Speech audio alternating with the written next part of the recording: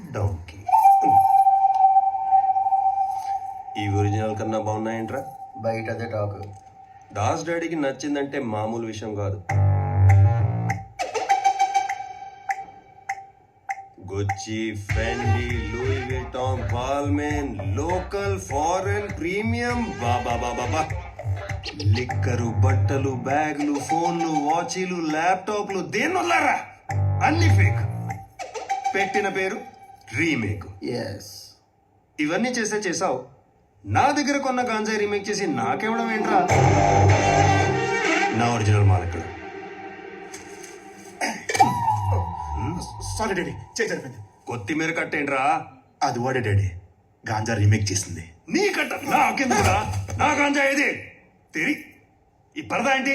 వాడికి నాకు పెళ్లి జరుగుతున్నా మండ తీయండి.